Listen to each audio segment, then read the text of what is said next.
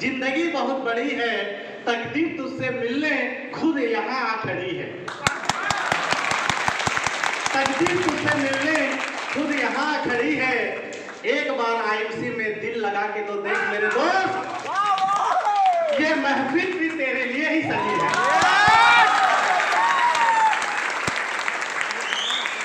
क्या बात है, मुझे भी बहुत मजा आ रहा है आप लोगों को देख के, क्योंकि इतना दिन से लॉकडाउन चल रहा था। मैं भी अंदर से छटपटा रहा था कब खुलेगा, लोग आएंगे और मैं भी स्टेज पे चढ़ूंगा और लोगों के अंदर एनर्जी ट्रांसफर करूंगा। तो वो दिन लॉकडाउन भी खत्म हो गया, सब कुछ नॉर्मल हो गया और सोच ही रहा था कि कब उड़ीसा आने का मौका मिलेगा कि सुधांशु बेहरा जी और आनंद जी का फोन किया मेरे पास कि सर आप निकलना चालू कर दिए, तो एक बार कदम हमारे उड़ीसा में भी रख दीजिए। तो मैं बोला कि भाई जब आना ही है तो एक दिन के लिए क्यों आना है। मैं बोला 3-4 प्रोग्राम फाइनल कर लो। तो भद्रक और बरहमपुर और केंदुझर भी था, वो बंदी के वजह से 15 तारीख को कैंसिल हो गया और आज आतावीरा में आने का मौका मिला। तो आप जितने भी लोग यहाँ पे आए हैं, मैं संजय साहब तहे दिल से आप लोगों को नमन करता हूँ और स्वागत करता हूँ कि आप लोग इतना कीमती समय निकाल के यहाँ पे आए। किस लिए आए? हमारे लिए, खुद के लिए। हमारे अच्छा, कितने लोग अमीर बनना चाहते हैं? वाह, सब लोग। कितने लोग चेयरमैन बनना चाहते हैं? सब लोग। अच्छा, कितने लोग क्राउन प्रेसिडेंट बनना चाहते हैं? अच्छा, कितने लोग BMW लेना चाहते हैं? वाह, सब जिंदा लोग हैं इधर। सब कुछ चाहिए सर, कुछ भी पूछिए सब चाहिए, है ना। फॉर्चुनर पूछिए वो भी चाहिए, फॉरेन ट्रिप पूछिए वो भी चाहिए, है कि नहीं? तो ये ब्रह्मांड का जितना भी खूबसूरत चीज है वो सब चाहिए, है कि नहीं? तो सबसे पहले तो चाहत पैदा होना चाहिए, तभी तो वो चीज हासिल होगा। यस और नो? तो उधर साउंड पकड़ता नहीं है तो मैं इधर से ही बात करूंगा, चलेगा? आधा स्टेज का इधर से, तो उधर वाले सो मत जाना, ठीक है? हाँ भाई साहब, धोखा तो नहीं देगा भाई? नहीं देगा ना, पक्का? क्या बात, एक जोरदार तालियां साउंड वाले भाई साहब। 1 घंटा थोड़ा कोऑपरेट करिए। अच्छा, छत्तीसगढ़ से कितने लोग आए? वाह, केवल खड़े हो जाए छत्तीसगढ़ वाले। वाह, इनके लिए एक जोरदार तालियां, जबरदस्त, क्या बात है। तो जितने भी छत्तीसगढ़ से लोग आए इतने दूर से, मैं आगे को वादा करता हूँ कि जब भी आप बुलाएंगे ऐसा एक सेमिनार मेरे तरफ से आपको मिला। जब भी आप बुलाएंगे छत्तीसगढ़ में जहाँ भी रख लीजिए, और बाकी सब उड़ीसा से, अदर स्टेट से भी है क्या? नहीं है ना? एक बिहार से भाई साहब इधर है, लेकिन अभी अभी उड़िया बन गए। बोले अब चेयरमैन उड़ीसा में रह के बन गया तो बिहार वार नहीं जाना है, अब इधर का ही वो ले लेना है PR, क्या बोलते हैं, परमानेंट रेसिडेंस। तो बोले इधर ही जमीन खरीदूंगा, इधर भी घर बनाऊंगा, इधर ही रहूंगा। तो इतना प्रेम हो गया इनको उड़ीसा से। अच्छा, कितने लोग मुझे पहली बार ऐसे आमने सामने सुन रहे हैं? पहली बार आमने सामने सारे लोग? अरे भाई, तो पुराने वाले कहाँ गए? मैं YouTube में सुना था, YouTube में सुना था, लाइव पहली बार सुन रहे हैं? आज पहली बार, आज आमने सामने पहली बार। चलिए ठीक है। तो मैं अपने बारे में कुछ बताना चाहता हूँ, अपना लाइफ स्टोरी सुनना चाहेंगे? पक्का? ठीक है। तो नाम मेरा संजय साहू, रांची का रहने वाला हूँ। कितने लोग रांची गए? अच्छा, बहुत लोग गए। पहले MS धोनी के नाम से लोग जानते थे, आजकल संजय साहू के नाम से भी लोग जान रहे हैं। हाँ, तो एक आदमी बोला कि भाई मैं रांची में रहता हूँ, तो वो IMC वाला था, बोला संजय साहू वाला रांची क्या? बोले हाँ हाँ। तब मुझे पता चला संजय साहू से भी लोग रांची को जान रहे। तो एक दिन ऐसा आएगा कि आपके नाम से आपके गांव और आपके शहर को जाना जाएगा, वो दिन भी IMC में आएगा, है कि नहीं? यहाँ सिर्फ पैसा नहीं मिलता है ना, सब कुछ मिलता है, बहुत कुछ मिलता है। तो मुझे IMC क्या क्या दिया मैं आपको बताऊंगा, और वही चीज आपको भी मिलेगा, है ना? हाँ जी। तो रांची में मेरा जन्म हुआ, बहुत गरीब घर था। मेरे पिताजी अखबार बेचा करते थे और मेरा दादाजी ईंट भट्ठा में मजदूर थे। ईंट समझते हैं जिससे बिल्डिंग खड़ा होता है, दीवार खड़ा हो, उसमें वो मजदूर थे। मिट्टी का घर था, 2 रूम था, उसमें हम लोग रहते थे, 4 भाई बहन, बड़ा परिवार था। कमरा छोटा था पर एडजस्ट कर लेते थे। और मेरे पिताजी का इनकम उतना कुछ बढ़िया तो नहीं था, लेकिन जितना वो कमाते थे उससे एक बेहतरीन जिंदगी देने का कोशिश तो करते थे। किसी चीज का दिक्कत नहीं होने देते थे। हम लोग 4 भाई बहन, चूंकि गरीब थे, बगल के एक सरकारी स्कूल में हम लोग पढ़ाई करते थे। मैं सबसे बड़ा था। परिवार किसी तरह से चल रहा था, जी तो नहीं रहे थे, लेकिन किसी तरह से चल रहा था। लेकिन दिन गुजर रहे थे। एक दिन की बात है, जब मैं क्लास 9th में पढ़ता था, 9वीं कक्षा में जब मैं पढ़ता था, तो उस टाइम पे मेरे पिताजी को एक पैरालिसिस का अटैक आया, है ना। पैर का नस काम करना बंद कर दिया। अच्छा, वॉइस क्लियर है, समझ में आ रहा है? थोड़ा बास कम कर दीजिए। बहुत बढ़िया, बहुत बढ़िया। बास थोड़ा कम कर दीजिए और क्लियर आएगा। कर दिए? हाँ, पीछे तक क्लियर आ रहा आवाज? समझ में आ रहा है ना बात? हाँ, ऊपर वाला मेरा वॉइस थोड़ा अच्छा दिया है तो समझ में आ जाता है। हाँ, तो पढ़ रहा था तो मेरे पिताजी को पैरालिसिस का अटैक आया, और कुल मिला के अभी तक में उनको 3 बार आ चुका है। अभी हाल फिलहाल 2 साल पहले भी उनको आया था। 11 दिन हम लोग ICU में रखे थे उनको। तो हम लोग डॉक्टर के पास लेके गए, डॉक्टर चेकअप किया, 2-3 दिन उधर रखा, ट्रीटमेंट किया, दवाई लिखा और घर भेज दिया और बोला कि अब इनको बेड रेस्ट का जरूरत है, ये काम वाम नहीं कर पाएंगे। वो काम क्या करते थे? पेपर बेचने का काम करते थे। अब पेपर बेचने का काम तो साइकिल चला के होता है। पैर का नस काम करना बंद कर दिया, मूवमेंट नहीं हुआ, अब वो काम तो कर नहीं सकते थे। तो जिस व्यक्ति के कमाई से हमारा घर चलता था, वो व्यक्ति अब बिस्तर के ऊपर चला गया और हम रोड पे आ गए। क्योंकि मेरे पिताजी का इतना इनकम नहीं था कि कोई अच्छा सेविंग करके रखते बैंक के अंदर, कोई सेविंग भी नहीं थी। इनकम 0 हो गया। मेरी माँ कभी स्कूल नहीं गई, वो पढ़ी लिखी नहीं थी। तो कुछ दिन जब गुजरा तो मेरी माँ अगल बगल के लोगों के खेत में जाके काम करना चालू की। 20-25 रुपया मिलता था, लेकिन काम भी रोज नहीं मिलता था। तो कुछ दिनों के बाद ना हमें खाने पीने का भी दिक्कत होने लगा। कई बार तो हम लोग रात में ब्रेड खा खा के भी सोए, ऐसा भी दिन हुआ। फिर मुझे लगा मैं घर का लड़का हूँ, मेरी माँ का उतना इनकम है नहीं, पिताजी कमा नहीं पाएंगे और भाई बहन भी है, परिवार बड़ा है, अब मुझे कुछ करना पड़ेगा। तो मैं सुबह में एक उम्मीद के साथ मार्केट में जाता था, लोगों से मिलता था कि मुझे कुछ काम मिल जाए। लेकिन चूंकि मैं क्लास 9th में पढ़ता था, मेरी उम्र कम थी, तो लोग मुझे मेरी उम्र को देख के काम नहीं देते थे, मना कर देते थे। शाम के समय में हताश, निराश होके, उदास होके घर के अंदर आता था। हमारे पूरे परिवार में एक तरह से ना उदासी छा गया। सबका मुंह उतरा हुआ रहता था, सब लोग टेंशन में रहते थे, अब आगे क्या होगा क्या होगा, ऐसा सिचुएशन था। तो कई दिन के प्रयास के बाद भी जब मुझे कोई काम नहीं मिला, तो मैंने एक डिसीजन लिया कि जो काम मेरे पिताजी करते थे वो काम तो मैं भी कर सकता हूँ। और पिताजी का जो साइकिल था उसको उठा के मैं भी पेपर बेचने का काम चालू कर दिया। सुबह 4 बजे उठता था, रांची में एक लालपुर चौक बोल के जगह है, वहाँ पे अखबार आता था, मैं साइकिल में बांधता था और 8 साढ़े 8 बजे तक लोगों के घर में वो पेपर फेंकता था। 8:30 बजे घर आता था, नहा धोवा के रेडी होके फिर 10 बजे स्कूल चला जाता था। 10 बजे से 4 बजे तक हमारी स्कूल चलती थी। 4 बजे के बाद वापस घर आता था, थोड़ा खाना खाता था और फिर साइकिल लेके निकल पड़ता था। और शाम को जो बाहर से अखबार आता था दिल्ली मुंबई से, वो अखबार लेके फिर लोगों को घर पहुंचाने का काम करता था। फिर रात को 8 बजे करीब घर आता था, थोड़ा पढ़ाई लिखाई करके सो जाता था। ऐसा सिलसिला मेरा जिंदगी में स्टार्ट हो गया।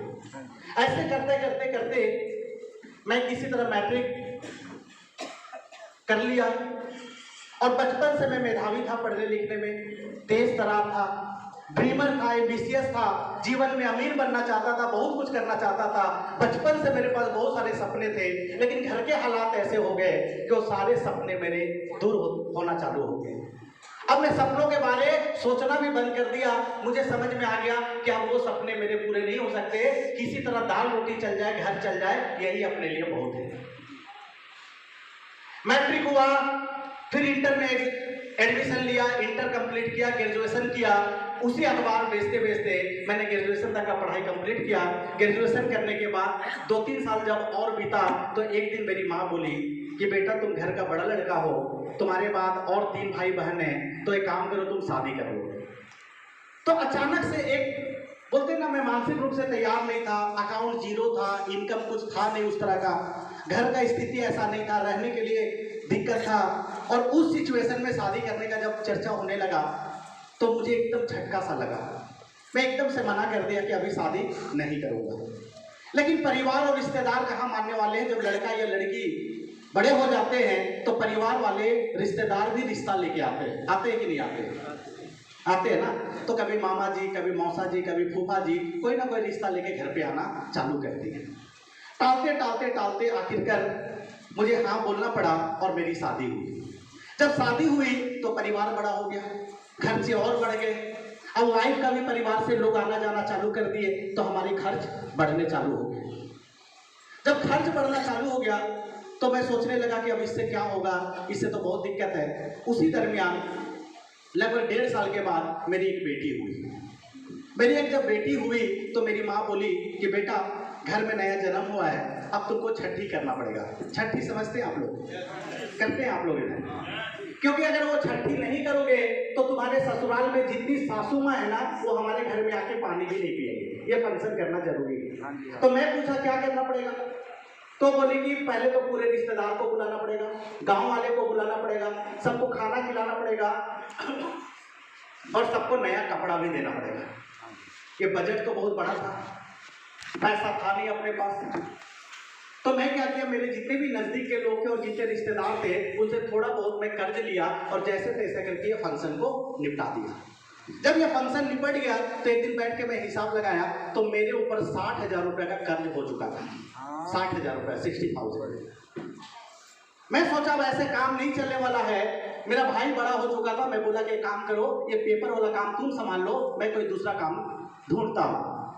क्योंकि मैं बड़ा हो चुका था, ग्रेजुएट हो चुका था, लेकिन मेरे पास कोई प्रोफेशनल डिग्री नहीं था, कोई एक्सपीरियंस नहीं था, मुझे कोई अच्छा काम नहीं मिल रहा था। तो रांची में मेरे एक दोस्त हैं, सुबोध कुमार सिंह नाम है। वो सुबोध एयरसेल कंपनी का डिस्ट्रीब्यूटर चलाता था। मैं जाके मिला और बोला कि भाई सुबोध ऐसा है कि मुझे कुछ काम चाहिए। वो एयरसेल कंपनी में एक जावेद अख्तर खान बोल के एक बॉस हुआ करते थे, उनसे बातचीत किए, मुझे भेज दिए। उन्होंने मेरा इंटरव्यू लिया, मेरा सिलेक्शन किया और बोला कि ज्वाइन कर लो। मैं जाके एयरसेल कंपनी ज्वाइन कर लिया। मैं इतना भी हिम्मत नहीं कर पाया कि भाई कितना मिलेगा, कितना सैलरी मिलेगा। तो ऑफरऑल के थ्रू मैं उसको ज्वाइन किया। तो टीमलीज बोल के कंपनी है, वहां पे मुझे भेज दिया अपना फॉर्मेलिटीज पूरा करने के लिए। वहां पे फॉर्मेलिटीज जब मैं पूरा किया तो उनसे पूछा कि सैलरी कितना मिलेगा। उन्होंने बताया 10,000 कुछ समथिंग बताया, लेकिन पीएफ मेडिकल सब कट छट के आपके अकाउंट में 8,228 रुपया आएगा। तो 8,228 रुपये का नौकरी मैं एयरसेल कंपनी में शुरू कर दिया। मेरा भाई पेपर बेचने लगा, मैं एयरसेल कंपनी में काम करने लगा। लेकिन परिवार बड़ा हो रहा था, इनकम छोटा था, खर्चे बढ़ रहे थे। कभी त्योहार आ गया, कभी कोई बीमार हो गया, कभी कोई ऐसा सिचुएशन आ गया तो मुझे नहीं चाहते हुए भी अपने दोस्तों से, रिश्तेदारों से 2,000, 5,000, 10,000 ऐसे करके पैसा लेना पड़ता था। कर्ज बढ़ते जा रहे थे, इनकम नहीं बढ़ रहा था। 2.5 साल नौकरी करने के बाद एक दिन मुझे वोडाफोन से कॉल आया कि संजय जी, सुनने में आया है कि आप एयरसेल कंपनी में बहुत अच्छा काम कर रहे हैं, आप आके एक बार इंटरव्यू दे दीजिए। तो मैं गया, वोडाफोन कंपनी में इंटरव्यू दिया, मेरा सिलेक्शन हुआ। मैं पूछा कितना मिलेगा, वो बोले 13,500 मिलेगा। मैं एकदम से खुश हो गया क्योंकि 8,228 मिलता था एयरसेल में और कितना यहाँ पे मिल रहा है 13,500। तो 5,000 रुपया मेरा सैलरी में इजाफा होने वाला था।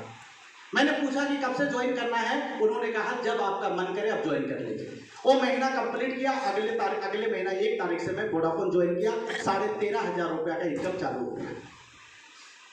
लेकिन दोस्तों एक बात बताना चाहूंगा कि जितने भी लोग नौकरी करते हैं 10, 20, 30, 40 हजार वाले लोग, उनकी जिंदगी में क्या होता है मालूम है?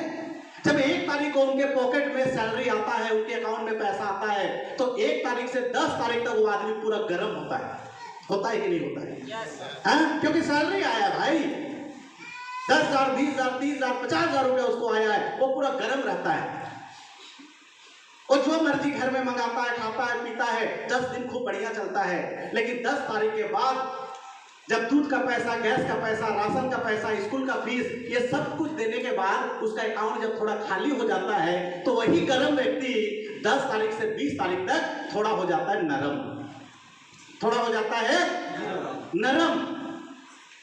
और 20 तारीख होते होते जब उसका पूरा पैसा खत्म हो जाता है, अकाउंट जीरो हो जाता है, लेकिन खर्चे नहीं रुकते हैं, और वही नरम व्यक्ति 20 तारीख से 30 तारीख के बीच बन जाता है बेशरम। क्या बनता है? बेशरम। बेशरम। अब उसको 2000 का जरूरत है, 5000 का जरूरत है, अपने दोस्तों को फोन करता है, अब बोलता भाई 2000 मिलेगा क्या? 1 तारीख को दे दूंगा। 5000 मिलेगा क्या? अगले महीना दे दूंगा। घर में कोई बीमार पड़ गया, हॉस्पिटलाइज हो गया, तो 10,000 मिलेगा क्या? 2-4 महीने में वापस कर दूंगा। यह सिलसिला मेरी जिंदगी में स्टार्ट हो चुका था। ऐसा होता है जनरल लोगों के घर पे जिनका इनकम कम होता है। 1.5 साल नौकरी करने के बाद, वोडाफोन में 1.5 साल नौकरी करने के बाद, एक दिन मैं और मेरी वाइफ बैठ के जब हम लोग हिसाब जोड़े तो पता चला कि मेरे ऊपर 2.5 लाख रुपए का कर्ज हो चुका है। 2.5 लाख रुपए का। अब सोचिए 13,500 में कमा रहा हूं, परिवार इतना बड़ा है, 2.5 लाख का कर्ज है। अगर 13,500 से 10,000 रुपया कर्ज वाले को दे दूं तो मेरे पास कितना बचेगा? 3,500। क्या 3,500 से घर चल जाएगा? अरे भाई 13,500 से नहीं चल रहा है तो 3,500 से कैसे चलेगा? मैं चाह के भी कर्ज वाले को चुकता नहीं कर पा रहा था, और जिसको 2 महीना बोल के 10,000 रुपया लिया था, अब 2 साल हो गए लेकिन मैं उसको दे नहीं पा रहा था। जब भी वो लोग फोन करते थे मैं अगला महीना बोल के टाल देता था, लेकिन वो कितना महीना हो चुका था मुझे भी याद नहीं रहता था। और जब उनका फोन आता था तो मैं टेंशन में आ जाता था, अब उठा के क्या बोलूं? 4 बार 5 बार 10 बार तो टाइम फेल हो चुका है, अब कौन सा टाइम दूं? इतना परेशान जिंदगी, लग रहा था कि सुसाइड कर लूं। ऐसा जिंदगी में जी रहा था। नहीं, हिम्मत चाहिए। फिर मैं सोचा ऐसे काम नहीं चलेगा। तब तक मेरे बेटा भी हो चुका था, 2 बच्चे थे, परिवार था, सब कुछ था, इतना आसान बात भी नहीं है।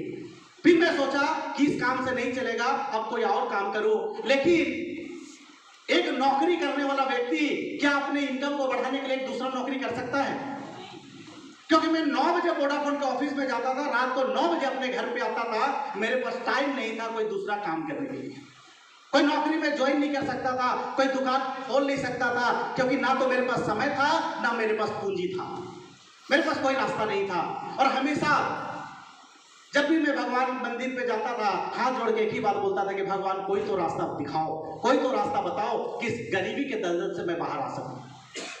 और कहा गया है कि जब सच्चे दिल से आप किसी चीज को पाना चाहते हैं या मांगते हैं तो ऊपर वाला आपको देता है कि नहीं देता? Yes sir. तो मैं चाहता हूं परम पिता परमेश्वर के लिए 2 लाख तालियां,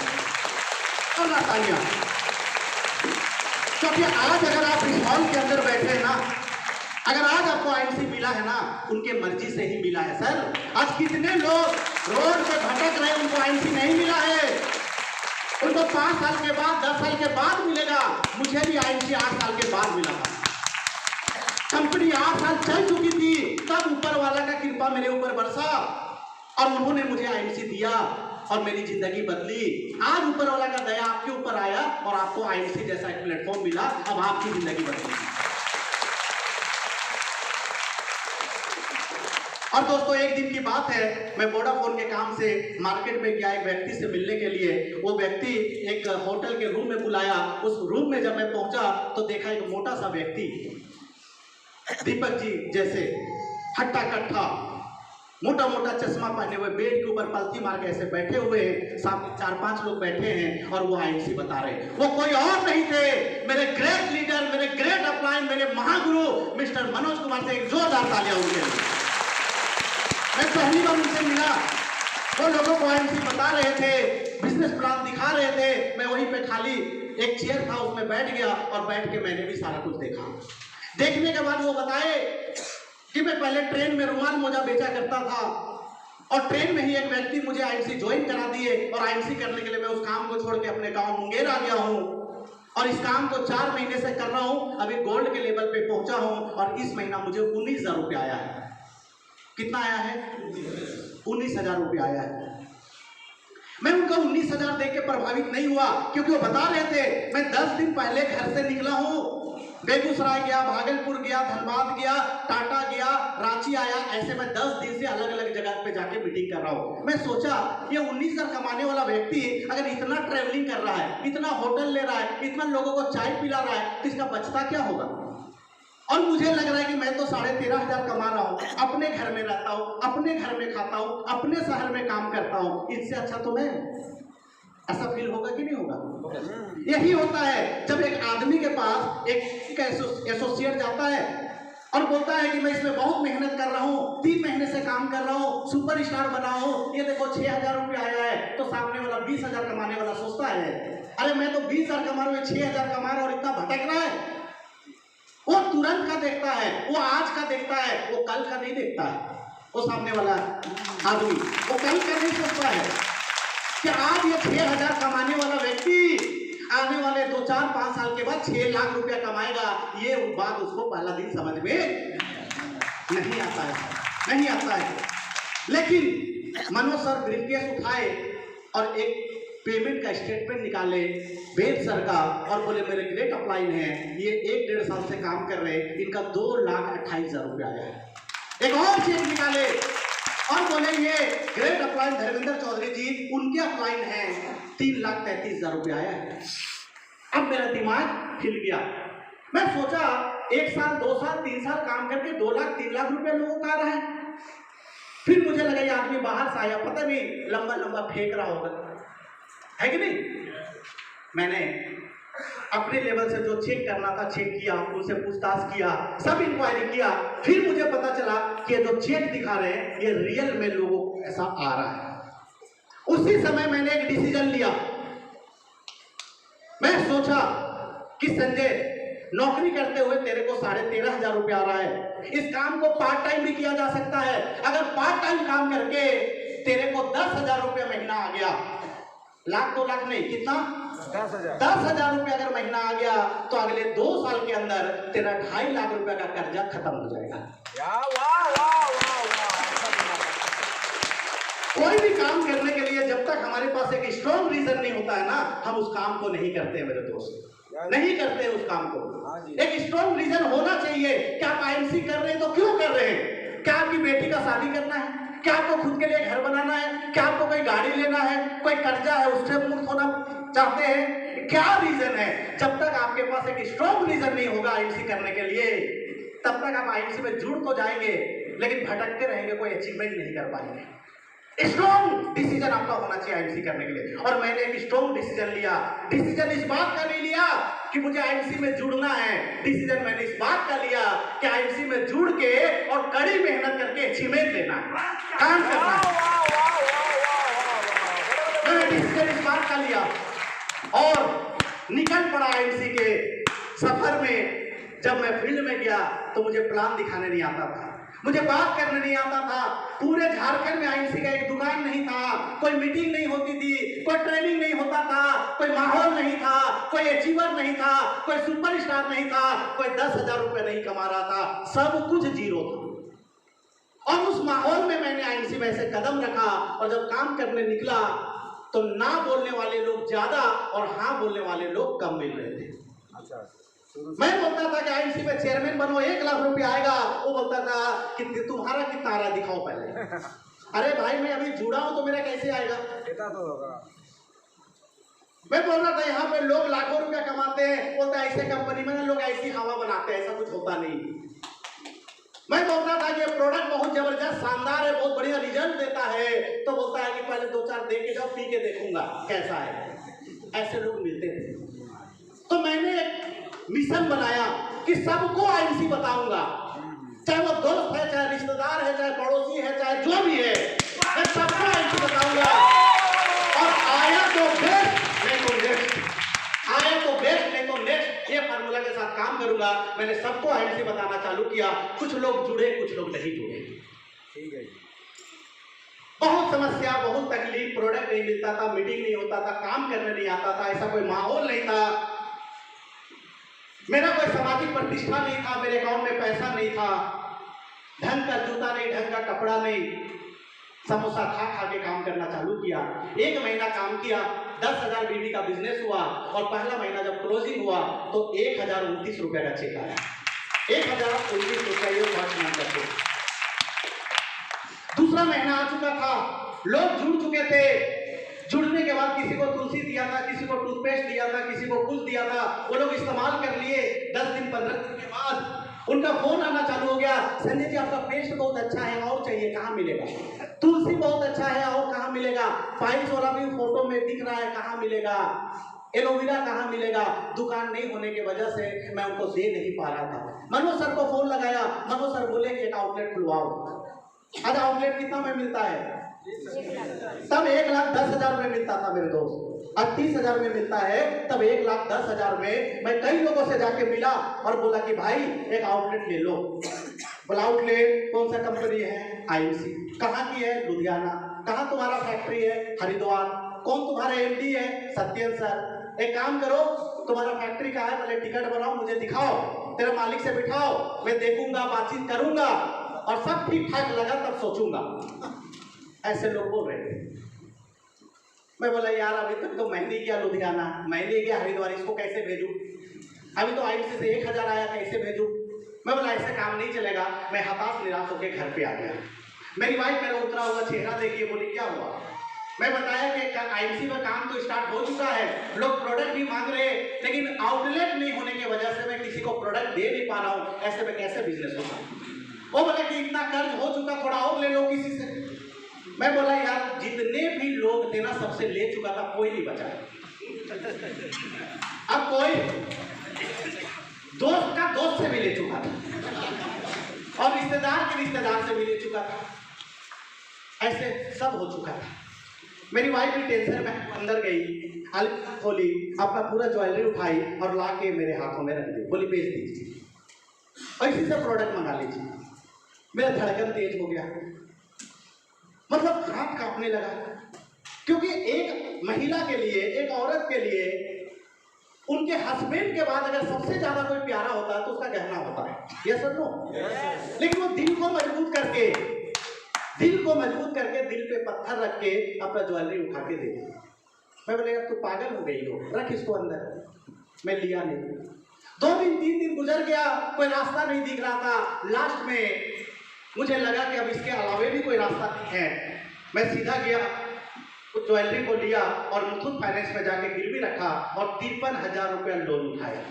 53,000, 50,000 रुपया मनोज सर के अकाउंट में डाला। मनोज सर को फोन लगाया, बोला कि सर 50,000 का माल चाहिए। वो बेगूसराय गए, 50,000 का माल का पेटी बनाए, ट्रेन में लोड किए और सुबह सुबह अगले दिन 4 बजे रांची के स्टेशन में उतर के मुझे फोन किए कि मैं पहुंच चुका हूं। मैं इधर से गया, एक ऑटो बुक किया, सारा माल भरा और घर पे लाके माल रख दिया। तब तक मेरे टीम में बहुत सारे लोग जुड़ चुके थे। उसमें से 2 सबसे नीडी जो लोग थे, 2 सबसे सीरियस जो लोग थे, ड्रीमर थे, ऐसे 2 लोगों को बुलाया और उनको सामने बिठाया और बोला कि भाई तेरे को सुपरस्टार बनना है? बोला यस बनना है। गरीबी को दूर करना है? बोला यस करना है। तो मैं बोला कि मेरे पास माल का जुगाड़ हो गया, तू भी कमर कस ले, मैं भी कमर कस लेता हूँ। तू भी सुपरस्टार बनने का कसम खा ले, मैं भी तेरे को सुपरस्टार बनाने का कसम खा लेता हूँ, और आज से हम तीनों मिलकर काम करते हैं और इस महीना आप लोगों को सुपरस्टार। दोस्तों ये दूसरा महीना था, प्रोडक्ट आ चुका था और ऊपर वाला का मर्जी, एक आउटलेट भी फाइनल हो गया कुछ दिनों के बाद। अगले महीना से धूम धड़ाका से काम चालू हुआ और जिन 2 लोगों को मैंने कसम खिलाया, क्लोजिंग में दोनों लोग सुपरस्टार बने और मैं उस कंपनी का गोल्ड स्टार बन गया। सेकेंड मंथ में गोल्ड स्टार बन गया और जब गोल्ड बना तो 25,215 रुपए का चेक आया।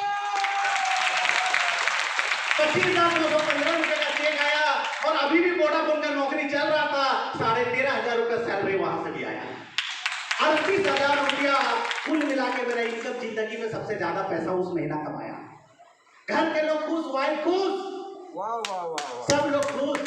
लेकिन मैं रात भर टेंशन के मारे सो नहीं पाया, एक बात सोच के कि जिस काम को फुल टाइम में कर रहा हूँ, नौकरी 4 साल से कर रहा हूँ, 8,000 से शुरू किया, 13,000 पे पहुंचा, 5,000 का बढ़ोतरी हुआ, और जिस काम को मैं पार्ट टाइम में कर रहा हूँ, आईएमसी बिजनेस, पार्ट टाइम में 25,000 और फुल टाइम में 13,500। अब मुझे क्या करना चाहिए?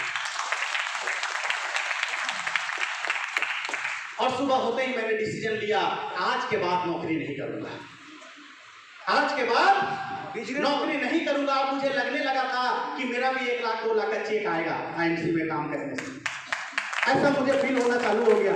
सुबह हुआ, मेरी वाइफ सामने आई, मैं उसको बोल दिया आज से नौकरी छोड़ रहा हूं। बोले क्या? बोले मैं बोले नौकरी छोड़ रहा हूं। बोले सुबह सुबह ज्यादा पगलाइए मत, ऐसी बोली कि सुबह सुबह ज्यादा पगलाइए मत, क्यों छोड़ने का बात कर रहे हैं? अरे भाई पहले एक जगह से पैसा आ रहा था, अब दूसरे जगह से आ रहा है, जहां से आ रहा है उसको क्यों छोड़ने का बात कर रहे हैं? कोई तीसरा ढूंढिए ना, क्यों वहां से भी 10-20 हजार आ जाए। वो ऐसा समझाना चालू कर रही। मुझे समझ में आ गया ये नौकरी माइंडेड है, 4 साल से मुझे नौकरी करते देख रही है तो इतना आसानी से मानेगी नहीं। मैं कुछ नहीं सुना, सीधा वोडाफोन के ऑफिस में गया, अपना रिजाइन डाला, नौकरी मुक्त हो गया, नौकरी छोड़ दिया, फुल फ्लेजर आईएमसी काम करना चालू किया। 5वें महीने में मैं रूबी स्टार बना और मुझे 86,000 रुपए का 5 महीना के अंदर। अब लगने लगा कि 1 लाख रुपये आ रहा है, 86,000 मतलब 1 लाख के करीब हो गया। बड़ा खुशी। जो लोग बहुत परेशान कर रहे थे उनको बुला के, भाई तू कहाँ है, यहाँ पे तेरा कितना कर्जा है बताओ, 10,000 आजा अकाउंट नंबर भेजता हूँ। सबको देना चालू कर दिया, हर महीना थोड़ा थोड़ा करके देना चालू कर दिया। 10 महीना के अंदर इस कंपनी में मैं चेयरमैन स्टार बना, और जब चेयरमैन बना तो 2,84,692 रुपए लगे। कितना होता है? 3 लाख के करीब। मुझे खुद यकीन नहीं हो रहा था कि मैं 3 लाख रुपया कमा रहा हूं। घर वाले लोग तो जैसे खुशी के मारे पागल हो रहे थे। मेरे ससुराल वाले को ही विश्वास ही नहीं हो रहा था कि मेरा दामाद जिसको मैं पेपर बेचता था, मैं अपनी बेटी को दिया था, वो 3 लाख रुपए कमा रहा है। ऐसा थोड़ी होता है, एक आध बार आ गया होगा कहीं से, अब दूसरी बार नहीं आएगा। हाँ, तो जब 3 लाख रुपया कमाने लगा तो मेरा भाई को बुलाया, बोला कि भाई परिवार बड़ा है, रहने के लिए दिक्कत हो रहा है, तुम एक काम करो, मिट्टी वाला घर तोड़ो और यहाँ पे 1 तल्ला 1 छत का बिल्डिंग बनाओ। मुझे डिस्टर्ब मत करना, मुझे मत बोला ईटा नहीं आएगी बालू नहीं आए, वो तू संभाल।